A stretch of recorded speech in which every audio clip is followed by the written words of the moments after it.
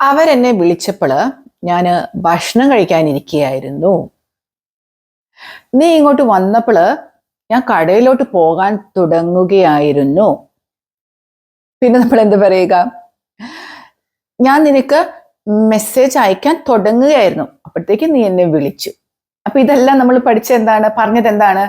ഞാൻ ഭക്ഷണം കഴിക്കാനിരിക്കുകയായിരുന്നു, അല്ലേ? അല്ലെങ്കിൽ എന്താ, മെസ്സേജ് അയക്കാൻ തുടങ്ങുകയായിരുന്നു. പിന്നെന്താണ്, ഞാൻ നിന്നെ വിളിക്കാനിരിക്കുകയായിരുന്നു, ചോദിക്കാനിരിക്കുകയായിരുന്നു. ഇങ്ങനെയുള്ള സെന്റൻസുകൾ എങ്ങനെയാണ് പറയുന്നതെന്നാണ് നമുക്ക് നോക്കേണ്ടത്. അപ്പൊ നമുക്ക് ഇന്ന് അത് പഠിക്കാം കേട്ടോ.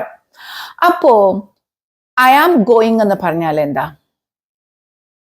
ഞാൻ പോകുവാണ് എന്നാണ് അർത്ഥം, അല്ലെ? I am going. അതിന്റെ പാസ്റ്റ് ആയിട്ടുള്ള ഐ വാസ് ഗോയിങ് എന്ന് പറഞ്ഞാൽ എന്താ?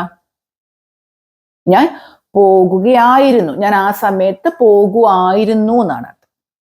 അപ്പൊ ഇനി നമ്മൾ പറയുന്നത് എന്താണ്? ഞാൻ അങ്ങനെ പോകാനിരിക്കുകയായിരുന്നു. നമ്മൾ പോയോ? നമ്മൾ പോയില്ല. നീ എന്നോട് പറയുന്നതിന് മുമ്പേ നിന്നോട് ഞാൻ അതിനെക്കുറിച്ച് ചോദിക്കാനിരിക്കുകയായിരുന്നു, പറയാനിരിക്കുകയായിരുന്നു. പിന്നെന്താണ്, അവരോടത് അതിനെക്കുറിച്ച് അന്വേഷിക്കാനിരിക്കുകയായിരുന്നു, നിനക്കൊരു മെസ്സേജ് അയക്കാനിരിക്കുകയായിരുന്നു ഞാൻ. ഇങ്ങനെ നമ്മൾ പറയില്ലേ? അതായത് നമുക്ക് ഇനി സെന്റൻസുകൾ നോക്കുമ്പോൾ നിങ്ങൾക്ക് കൂടുതലും മനസ്സിലാകും. ഇപ്പൊ ഞാൻ സെന്റൻസ് പറയാണ്, അവര് എന്നെ വിളിച്ചപ്പോൾ ഞാൻ ഭക്ഷണം കഴിക്കാനിരിക്കുകയായിരുന്നു. അവരെന്നെ വിളിച്ചപ്പോൾ ഞാൻ ഭക്ഷണം കഴിക്കാനിരിക്കുകയായിരുന്നു, ഞാൻ ഭക്ഷണം കഴിക്കാനിരിക്കുകയായിരുന്നു. എങ്ങനെ പറയുക? അതിനാണ് നമ്മൾ എന്ത് ഉപയോഗിക്കുന്നത്? വാസ് എബൌട്ട് ടു എന്ന്. അവരെന്നെ വിളിച്ചപ്പോൾ ഞാൻ ഭക്ഷണം കഴിച്ചുകൊണ്ടിരിക്കുകയായിരുന്നു എന്നല്ല ഞാൻ പറഞ്ഞത്. അവരെന്നെ വിളിച്ചപ്പോൾ ഞാൻ ഭക്ഷണം കഴിക്കാനിരിക്കുകയായിരുന്നു. ഇങ്ങനെ ഭക്ഷണം കഴിക്കാൻ വേണ്ടിയൊക്കെ തുടങ്ങുമായിരുന്നു എന്നാണ് അതിന്റെ അർത്ഥം. ലഞ്ച് ബോക്സ് ഒക്കെ തുറന്നു വെച്ച് ഭക്ഷണം കഴിക്കാനിരിക്കുകയായിരുന്നു. അപ്പോഴാണ് അവരെന്നെ വിളിച്ചത്. അപ്പൊ നമുക്ക് ഉപയോഗിക്കേണ്ടത് വാസ് എബൌട്ട് ടു. അപ്പൊ നമുക്ക് എങ്ങനെ പറയാം? അവരെന്നെ വിളിച്ചപ്പോൾ എങ്ങനെ പറയും? വെൻ ദേ കോൾഡ് മീ, അല്ലെ? അവരെന്നെ വിളിച്ചു കഴിഞ്ഞ കാര്യമാണ്, ഇത് പാസ്റ്റ് ആണ്, അല്ലെ? When they called me, I was about to കഴിഞ്ഞ വേർബ് എന്താണ്? V1, അല്ലെ? I was about to eat lunch. ഞാൻ ലഞ്ച് കഴിക്കാനിരിക്കുകയായിരുന്നു. എന്ത്? അവരെന്നെ വിളിച്ചപ്പോൾ. ഞാൻ അതൊക്കെ അങ്ങ് തയ്യാറെടുത്ത് വരികയായിരുന്നു. എന്താണ് പറയുക? അവരെന്നെ വിളിച്ചപ്പോൾ, when they called me, I was about to eat lunch. തിരിച്ചും പറയാം, I was about to eat lunch when they called me. തിരിച്ചും പറയും, അതും ഒരു പ്രശ്നമുള്ള കാര്യമല്ല. അപ്പൊ നിങ്ങൾ മനസ്സിലാക്കേണ്ട കാര്യം എന്താണ്? വാസ് എബൌട്ട് ടു എന്ന് പറഞ്ഞാല് ഭക്ഷണം കഴിക്കാനിരിക്കുകയായിരുന്നു, ഞാൻ നിന്നോട് അതിനെക്കുറിച്ച് ചോദിക്കാനിരിക്കുകയായിരുന്നു, ഞാൻ നിന്നോട് അതിനെക്കുറിച്ച് ചോദിക്കാനിരിക്കുകയായിരുന്നു എന്നെങ്ങനെ പറയുക? I was about to ask him. I was about to ask him, നിന്നോട് എബൌട്ട് ഇറ്റ്, അതിനെക്കുറിച്ച്. I was about to ask him ആണെങ്കിൽ അവനോട്, ആസ്ക് യു ആണെങ്കിൽ നിന്നോട്, എബൌട്ട് ഇറ്റ് അതിനെക്കുറിച്ച്. അപ്പൊ വാസ് എബൌട്ട് ടു. ഞാൻ പഠിക്കാൻ പോകാൻ തുടങ്ങുമായിരുന്നു, അപ്പോഴാണ് എന്നെ അമ്മ വിളിച്ചത്. ഞാൻ പഠിക്കാൻ പോകാൻ തുടങ്ങുമായിരുന്നു, അപ്പോഴാണ് എന്നെ അമ്മ വിളിച്ചത്. എങ്ങനെ പറയാ? നിങ്ങൾ തന്നെ പറയൂ. I was about to study, പഠിക്കാൻ തുടങ്ങുമായിരുന്നു. I was about to study, അപ്പോഴാണ് when my mom called me, എന്നെ വിളിച്ചത്. ഇനി വേറൊരു സെന്റൻസ് വേണമെങ്കിൽ, വളരെ എളുപ്പമല്ലേ? വാസ് എബൌട്ട് ടു എന്ന് പറഞ്ഞാൽ അത് നമ്മളത് നിന്നോട് അങ്ങോട്ട് ഞാൻ പോകാൻ ഒരുങ്ങുമായിരുന്നു, അല്ലെങ്കിൽ ഞാൻ അവളെ വിളിക്കാൻ തുടങ്ങുമായിരുന്നു. നമ്മൾ വിളിച്ചോ? ഇല്ല. ആ സാഹചര്യം നിങ്ങൾ മനസ്സിലാക്കണം കേട്ടോ. ഞാൻ അങ്ങനെയൊക്കെ ചെയ്യാൻ തുടങ്ങുമായിരുന്നു, അല്ലെങ്കിൽ ചെയ്യാനിരിക്കുമായിരുന്നു. ഇത് ഞങ്ങൾക്ക് ഉപയോഗിക്കാം. വാസ് എബൌട്ട് ടു എന്ന് പറഞ്ഞാൽ ചെയ്യാൻ തുടങ്ങുമായിരുന്നു, അല്ലെങ്കിൽ ഞാനത് ചെയ്യാനിരിക്കുകയായിരുന്നു.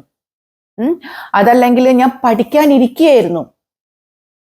പിന്നെന്താണ്? അല്ലെങ്കിൽ ഞാൻ പഠിക്കാൻ തുടങ്ങുമായിരുന്നു, പഠിച്ചുകൊണ്ടിരിക്കുകയായിരുന്നു എന്നല്ല, അതാണ് വ്യത്യാസം. പഠിച്ചുകൊണ്ടിരിക്കുകയായിരുന്നു എന്ന് പറയാം, ഐ വാസ് സ്റ്റഡിയിങ് ആണ്.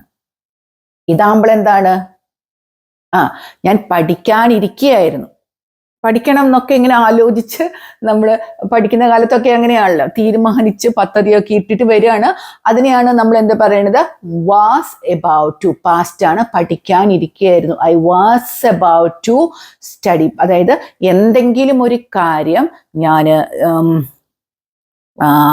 പറയാനിരിക്കുമായിരുന്നു, ചോദിക്കാനിരിക്കുമായിരുന്നു, കളിക്കാനിരിക്കുമായിരുന്നു, നിന്നോട് അതിനെക്കുറിച്ച് സംസാരിക്കാനിരിക്കുകയായിരുന്നു എന്നൊക്കെ പറയാനാണ് നമ്മൾ വാസ് എബൌട്ട് ടു ഉപയോഗിക്കുന്നത്. സബ്ജക്റ്റുകൾ അനുസരിച്ച് മാറ്റുക, വാസ് എബൌട്ട്. അപ്പോൾ വാസ് എബൌട്ട് ടു നമ്മൾ ഉപയോഗിക്കണമെങ്കിൽ എന്താണ്, അത് പാസ്റ്റ് ടെൻസ് ആണ്. എന്ന് കരുതി വാസ് വെർബ് ing ആണോ? അതല്ല, അത് കണ്ടിന്യൂസ് ആണ്.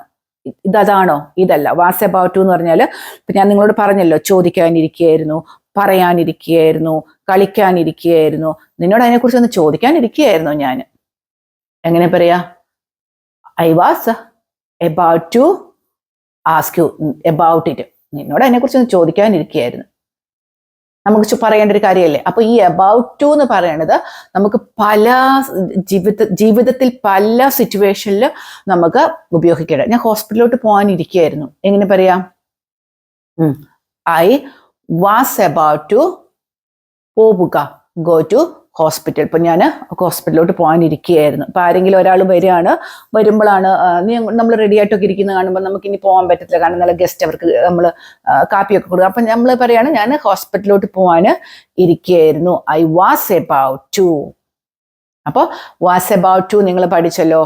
വാസ് എബൌട്ട് ടു എന്ന് പറഞ്ഞാൽ നിങ്ങൾക്ക് ഇപ്പം നല്ല ക്ലിയർ ആയി. അപ്പൊ ഇന്ന് നമ്മുടെ ഈ ക്ലാസ് കേട്ട് കഴിഞ്ഞാൽ ഉടൻ തന്നെ നമ്മുടെ കമന്റ് ബോക്സിൽ നിങ്ങൾ കുറച്ച് സെന്റൻസുകൾ ഒരു 3 or 4 വാസ് എബൌട്ട് ടു വെച്ചിട്ട് കൊടുക്കുക കേട്ടോ. അപ്പോ നമ്മള് ഇനി ഡിസംബർ മാസങ്ങളിലൊന്നും നമ്മൾ ക്ലാസ്സുകളൊന്നും തുടങ്ങണില്ല. നമ്മളിനി പുതിയ വർഷത്തിൽ പുത്തൻ തീരുമാനങ്ങളുമായി ജനുവരി 6-ാം തീയതി മുതൽ നമ്മൾ പുതിയ ബാച്ച് സ്റ്റാർട്ട് ചെയ്യണം. അപ്പോൾ ഇംഗ്ലീഷ് എനിക്ക് പഠിച്ചു തുടങ്ങണം, നന്നായിട്ട് സംസാരിക്കണം എന്നൊക്കെ ആഗ്രഹിക്കുന്നവർക്ക് ജനുവരി 6-ന് തുടങ്ങുന്ന ക്ലാസ്സുകളിലേക്ക് നിങ്ങൾക്ക് ഇപ്പോൾ തന്നെ എന്നെ വിളിച്ച്, എൻ്റെ നമ്പർ കൊടുത്തിട്ടുണ്ട്, നിങ്ങളുടെ ദിവസം ഉണ്ടല്ലോ എന്നൊന്നും ഓർത്ത് നിങ്ങൾ ഇരിക്കരുത്. ജനുവരി 6-നാണ് നമ്മൾ പുതിയ ബാച്ച് തുടങ്ങുന്നത്.